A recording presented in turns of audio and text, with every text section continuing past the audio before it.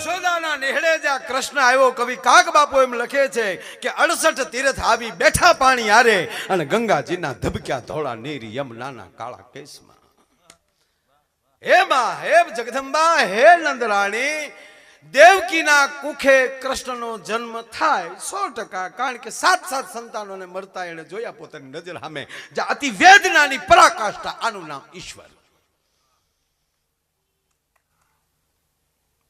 પણ જશોદાના કેવા ભાગ્ય છે કે આમ નજર ખોલી તા તો આમ ઘૂઘવાટા કરતો હતો, બાઘડા જેવો પાય. હા, છોકરા નાના હોય તોફાની અવાજ જોવે, અમુક ના તો હાવ ઢીલા નથી, આમ હાલડામાં આમ ખોયું કરે. હા, ઓલું અંદર અરે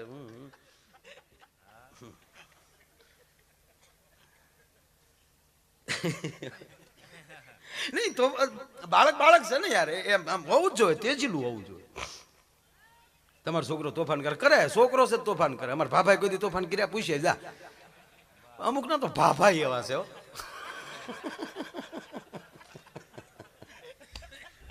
કારણ કે જીવન છે, જો આપણે 3 પ્રકારનું જીવન છે. સંતો એમ કહે છે કે માણસનું જીવન છે એ બાળપણ કૃષ્ણ જેવું હોવું જોઈએ, યુવાની છે એ રામ જેવી હોવી જોઈએ, અને ગઢપણ છે એ શંકર જેવું હોવું જોઈએ, શિવ જેવું. ગઢપણ આવી જાય પછી સમાધિ બેહાય. પણ હવે ઊંધું છું, જેમ ગઢપણ પકડતો જાય એમ કાનુડા જેવો થતો જાય. જેમ ગઢપણ આવે એમ કલર પકડાવ. જો દરેક વસ્તુ કાચી હોય ત્યારે કડક હોય, તુરી હોય, તીખી હોય, કડવી હોય. પાકે એટલે મીઠી થઈ જાય અને પછી નરમ થઈ જાય, પોચી થઈ જાય. જો આંબાની કેરી છે, કાચી હોય ત્યારે કડક હોય, ભડદું ખાટું તોડ હોય, પાકે એટલે નરમ અને મીઠું થઈ જાય. અરે આપણા ખેતરમાં ઓલા કાણીગા થાય, કોઠીંબા, એ કાચા હોય ત્યારે કડવા ઝેર હોય, પાકે ત્યાં માળા એ મીઠા થઈ જાય. પણ બે જ જાત એવી છે ભગવાનની પ્રોડક્ટ. એક માણસ ને બીજું ઘીહોડું. માળો જેમ પાકે એમ રઘુ બહાર નીકળે, જેમ પાકે. ઓહો, બ્રાન્ડ બનાવીશ ભગવાને કાંઈ. એટલે હું હાવ હાસું બોલું છું, પણ કોઈને ગોઠે ને એમાં હું શું કરું યાર. અરે આવું કાકા નકર દુનિયા ગાંડી છે, એક રાતના 3.5 લાખ રૂપિયા આપે યાર.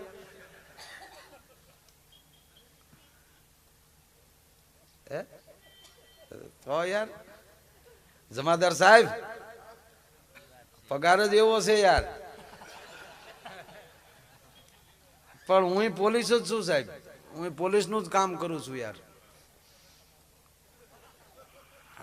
દિલ કી મેં ક્યા જાનું ये मेरा वादा है, कमांडो कमांडो.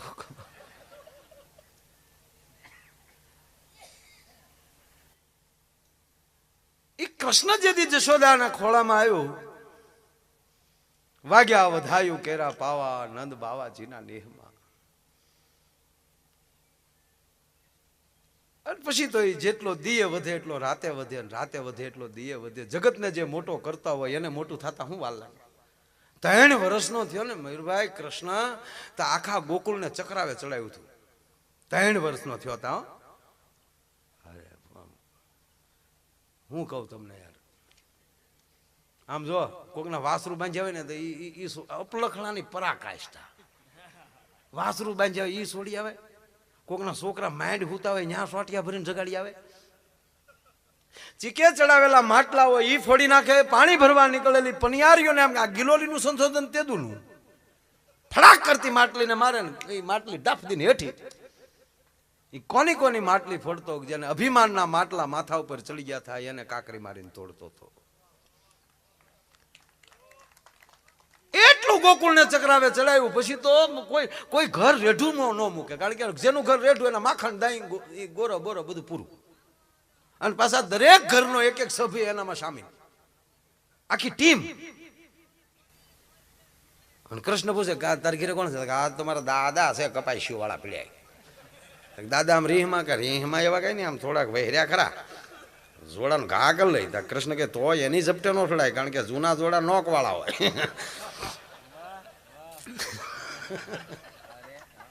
આ જે છું આ તો લખાણું નથી એ બોલું છું, જે લખાણું નથી એ બોલું છું. બધું આ બધું લખ્યા વગરનું રહી ગયું છે.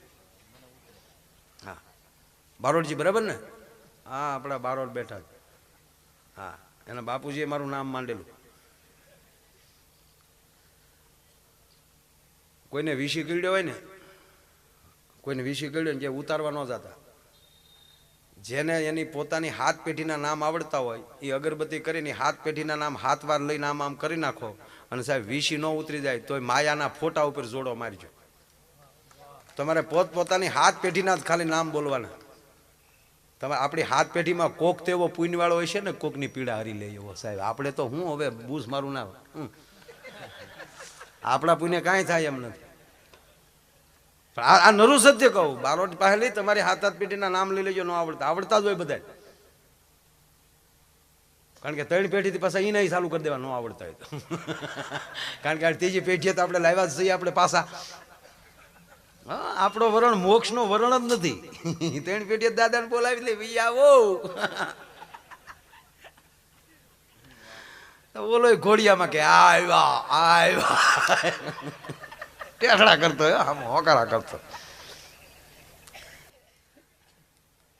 એમાં કૃષ્ણ તો એ 3 વર્ષના થયા એટલે કોઈનું ઘર પછી તો, કારણ કે કોઈ રેઠું ઘર રહ્યું નથી ને સફાયો થયો નથી. પછી તો શું નક્કી કર્યું પ્રતાપભાઈ કે કરફ્યુ લાગી ગઈ. ગામના જ નક્કી કર્યું, કારણ કે આ ઠપકો લઈને જાય તો જશોદામાં કઈ ઠપકા સાંભળે નહીં. કોઈ બાયું આવીને એમ કે માં જશોદા તમારો દીકરો અમારા માખણ ખાઈ ગયો, એટલે માં જશોદા એમ કે અમારી ઘરે 9 લાખ ગાયું છે, ભૂખ મળી તમારી 2 ગાવડીના માખણ ખાવાઈ આવે. માં કોઈનો ઠપકો ન સાંભળે, કારણ કે જે મોઢામાં બ્રહ્માંડ જોઈ ગઈ હોય અને પછી બીજું દેખાય નહીં. એટલે પછી ગામે નક્કી કર્યું, બૈરાવે નક્કી કર્યું કે આ માં કોઈનો ઠપકો તો સાંભળે નહીં. એટલે આપણે એક કામ કરો, ઘરે જ આપણે કોકને ખોટકાઈ ગયેલું હોય ઘરે મૂકતું જવું. એટલે કોઈ ઘરે કોઈ તમને કહું પછી એ કે ઘર રેઠું નહીં. પછી ઓલી ટુકડી જે હતી ને, હવે એને તોફાન કર્યા વગેરે રહેવાય નહીં. એટલે ટુકડી પાછી ભેગી થઈ ગામને જાપે યમુનાને કાંઠે કે હવે કૃષ્ણ શું કરવું, કોઈનું ઘર બાકી એવું નથી કે ત્યાં કોઈ હાજર ન હોય. કે તો એક કામ કરો, પાણી ભરવા તો આવશે ને. યમુનાને કાંઠે આ કદમના ઝાડ ઉભા છે, એ ઝાડ ઉપર છુપાઈ જાઓ અને જે બાય પાણી ભરવા આવે એનું માટલું ફોડ નાખવાનું. આપણો પ્રોગ્રામ તોફાન, એ જ આપણો પ્રોગ્રામ. પછી તો પાણી હેરડો બન્યો. એમાં એક બાઈ પાણી હેરડે પાણી ભરવા ગઈ અને ખાલી બેડે ન્યાલી પાછી આવતી હતી. એમાં કોઈ ગામની બાવીએ પૂછ્યું કે હે બેન ક્યાં ગઈ હતી, કે પાણી ભરવા. તો તારું બેડું ખાલી કેમ, કે ખાલી ન હોય, ઓલો નટખટ ન્યા છે, હું જોઈ ગઈ અને હમણાં આખડે ગાયું લઈને વયો જાહે, પછી પાણી ભરી આવી. આ સમજણ. આપણે જેને વાંધો હોય એ પાનને ગલે ઉભો હોય ત્યાં સુધી આપણે ન જવું જોઈએ. પણ આપણે તો મીટર જ ન ખાજો, આપણે ક્યાં બાપથી ફાટી પડીએ તો ટકા રંગો જાઓ વૈયાવો વેલા હે ખાવ લહણની ચટણી નહીં, નો વટ નહીં, વિવેક. એટલે ઓલી બાયુએ આને કીધું કે આવી રીતે જીવવાનું. કે કેમ, કે ઘરે મય માખણ નથી રહેવા દેતો, દહીં નથી રહેવા દેતો, દૂધ નથી રહેવા દેતો. હવે પાણી ભરવા જાય તો પાણી હેરડે, પાણી નથી ભરવા દેતો. હવે ગાયું ગામની બાયું એક થાવ. આ મહિલા મંડળનો સ્થાપના દિવસ. રામાવતારમાં મહિલા મંડળ નહોતું, નકર તમને લાગે સૂરપંખાનું નાક કાપીએ કાંઈ? તરત ત્યાં મહિલા મંડળના આંદોલન ન થાત, અમારા નાક કાન કપાઈ રહ્યા છે, સરકાર અમારે હામું નથી જતી. નહીં, આ મહિલા મંડળનો સ્થાપના દિન એટલે જ આપણે મહિલા મંડળને ગોપી મંડળ કહીએ છીએ. કૃષ્ણ યુગમાં આવ્યું. એક એક બાયું ઠપકો લઈને જાય છે, માં જશોદા સાંભળતા નથી. હવે હાલો આખા ગામની બાયું ભેગ્યું થાય અને માં જશોદાને ઠપકો દેવા જાય.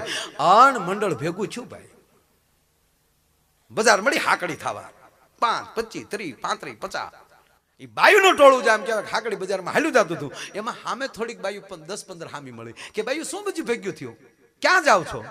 અને બાયુએ જવાબ આપ્યો ને અમારો રાવત બાપુ લખે છે, એ જી મારે જાવું છે એ જશોદા માની પાળે રાવે રે કવરાવે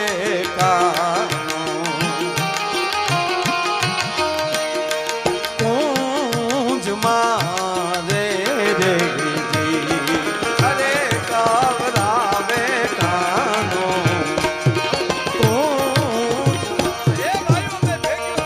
જશોદાને નેહડે ઠપકો દેવા જાય. ઓલું કે હાલો અમે આવીએ. પાછું તમને એક ચોખવટ કરું, આખા વ્રજની બાયુ કૃષ્ણને નહોતી માનતી એવું નહીં હો. અમુક અમુક તો ઓળખી ગઈ હતી ને એ બહુ માનતી. એ તો હામેલી કહેતા હો, મારે ઘેરે આવજે માવારે હવારે ઢેબરું ખાવા. શું કામ? કે આને બરકી બરકીને માખણ ખવડાવો, બરકી બરકીને દહીં ખવડાવો, બરકી બરકીને ઢેબરા ખવડાવો. શું કામ? કે હબ ખાય ને હબ ફાટે તો હબ કંસને મારે તો આપણો છૂટકો થાય. ઈ કૃષ્ણ જેથી એમ કહેવાય કે ઈ આવું તોફાન કરતો ને આખા ગામની બાજુ આખું ફળિયું ભરાઈ ગયું છે. અને માં જશોદા ઓરડામાં કઈ કામ કરતા હતા અને એમાં એક વ્રજની નારી હિંમત કરીને બોલી કે જશોદા માં બાર આવો. માં જશોદા કામ બધાય પડતા મૂકી ઓહરીની કોરે આવી, થાંભલીને ટેકો દઈ અને વ્રજની બાયુને પૂછે છે કે એ બાયુ શું બધું ભેગ્યું થઈને આવ્યું છે? એક ગોપી કહે છે, માં તમારું મોટું ઘર, અમે નાના માણસ કહેવાય, તમને કહેવાય તો નહીં આ નાના મોટે મોટી વાત થાય માં, પણ હવે આ ગોપાલના તોફાન સહન નથી થતા. એક એક માં તારી પાસે કોઈ બાય આવતી તું ઠપકા નહોતી સાંભળતી, હવે જો આખું ગામ આવ્યું, જોઈ લે તું. અને આમ જ્યાં માં જશોદા જોવે તો આખા ગામની બાયું ભાઈઓ. અને માં જશોદાની આંખમાં આહું પડે છે. એ વ્રજની નારીઓ, મારો ગોપાલ શું તોફાન કરે છે? આખા ગામની બાયું એક થયું. તમને ન ગમતો હોય તો કાઢી મૂકું. શું તોફાન કર્યા મારા ગોવિંદે? માં જશોદા માફ કરજે. મહિના માઠ ઢોળી નાખતો ત્યાં સુધી વાંધો નહોતો. અમારા છોકરાઓને ચોટિયા ભરીને જગાડતો હતો એનોય વાંધો નહોતો.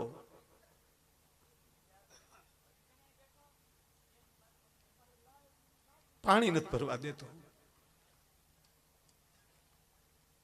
માં જશોદા કે પણ તોફાન કરે ને તો હવે હું તમને છૂટી આપું કે હવે આવા તોફાન કરે તો હું જશોદા એમ તમને કહું છું કે એને પકડીને મારજો. હું છૂટી આપું, જાઉં, હું તમને ઠપકો નહીં આપું. એટલે વ્રજની નારીઓએ કીધું કે માં અમી એને મારીએ. એમ અમી મારવાની વાત તો જશોદા ન્યા જાય, પણ તારા દીકરાની સામે જો કરડી નજરથી જોવાનું હોય તો હું કઈ તને ખબર છે કે ના? મિત્રો હું આપને કહું, કોક દી ચિત્ર જોજો, ગોળી તોડીને બેઠો હોય, અડધો માખણ વાળો હોય, એમાંય વ્રજની નારી આવી ગઈ હોય તો એ કૃષ્ણ એક હાથમાં માખણ હોય ને એક આંગળી આમ કરીને બેઠો હોય. એ શું કે ખબર? બોલતી નહીં કઈ, કોઈને કહેતી નહીં, નકર ચકલી બનાવી નાખી. આજ વ્રજની નારી એમ કહે છે, શું કહે કે મંતર જાણું છું મારા. એ માં જશોદા, હા તારો દીકરો અમને હું કહી, એમ કે મંતર જાણું છું મારા, એ એવી બીક તો બતાવે રે. માં એમ કે હું મારી નાખવાના મંતર જાણું છું. મારા ભોળુડા ભારુડા ને ભરમાવે રે, હે કવરાવે કાનો પૂજ મારે. હે માં, અમારા ભારું પછી એમ કે બોલતા નહીં, કે બોલ, ભલે ખાતો આમ બીવરાવે. ઓ માં કે એટલું બધું આવી દાદાગીરી કરે? અરે બા દાદાગીરીનું તમે કયો, ઘા કરી લઈ ડો. અને પછી માં જશોદા એમ કહે છે કે આવું બધું કરે છે, વાત સાચી. હા, હવે કોઈક સાબિત કરી ગયો તો સાચું માનું, સાબિત કરી ગયો એમ કીધું. અને એમાં એક વ્રજની નારી દોડી આવતી હતી અને દોડતા દોડતા કીધું, જશોદામાં ઉભા રહ્યો. બોલ બેન, તમે કહો છો ને સાબિત કરી દે. મારા ઘરની થાંભલીએ બાંધીને હાલી આવું છું, હાલ તને દેખાડું. થાંભલી બાંધ્યો તો મેં બાંધીને હાલી આવું છું, હાલો તમને સાબિત કરી દેખાડું. અને જશોદાની ભ્રુકુટી ફરી કે ખાંડણીએ તો બાંધ્યો તો, આજ લાકડીએ મારવો છે. સાંભળી લો સાહેબ, માં જશોદાને ક્રોધ આવ્યો, ઓરડામાં ગઈ. ઓરડાના ખૂણામાં જે લાકડી હતી સાહેબ, એ ખૂણામાંલી લાકડી લઈને જશોદા જ્યાં ઉંબરે આવ્યા, એ જ ઓરડામાં લેવા. બાપુ માં, એ માં પણ મોઢે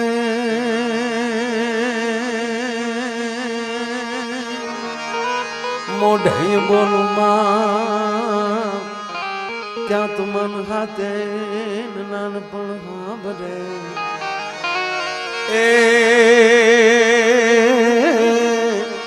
એ પછી મોટા ઘણી મજા જ રે આર રે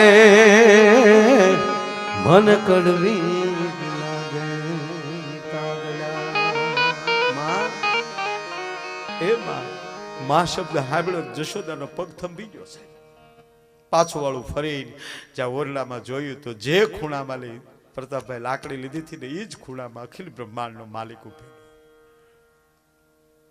આમ જ્યાં કૃષ્ણને જોયો હાથવાળી લાકડી પડી ગઈ જશોદાની ધીરે ધીરે ડગલા ભરતી ભરતી જાય અને કૃષ્ણને પાલોમાં લીધું ગોપાલ હામાં ગોપી તો કઈ ને થાંભલીએ બાંધ્યો એમ તક માં એ બધી ખોટા બોલ્યું છે મને માર ખવડાવા ને એટલે આવું કરે એટલે લીલા ઓળખી ગયો એટલે વાકડિયા જુલ્ફા ઉપર બળી હાથ ફેરવા ગાલ ઉપર થાપલી બળી મારવા મને હું કા બેરાડ કરે ગોપાલ આવો છો તો તું મને શું કા બેરાડ કરે મારા બાપ ગોવિંદ હું તને ઓળખું છું આ તો તારી બાળ લીલામાં તને હથવારો કરાવો છું કારણ કે મને ખબર નથી તું કોણ છો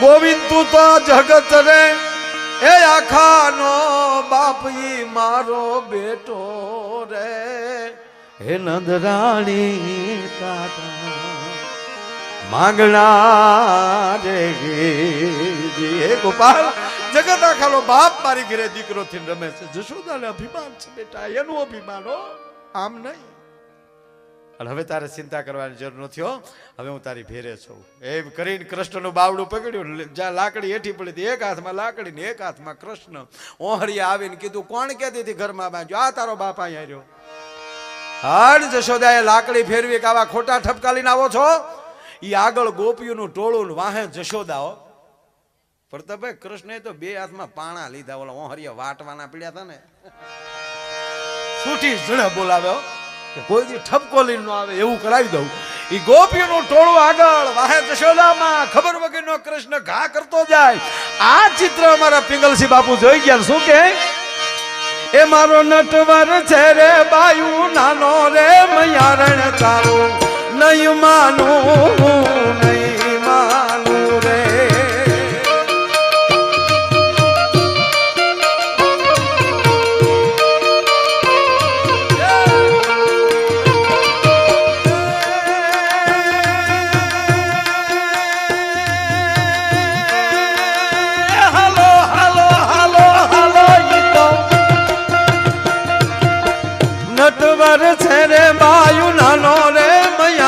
તારું નહીં માનું નહીં માનું રે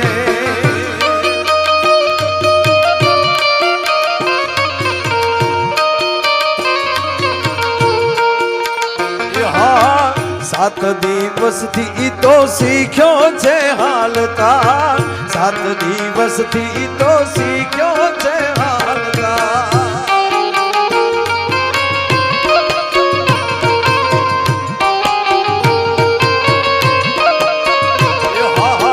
સાત દિવસથી તો શીખ્યો છે હાલતા સાત દિવસથી તો શીખ્યો છે હાલતા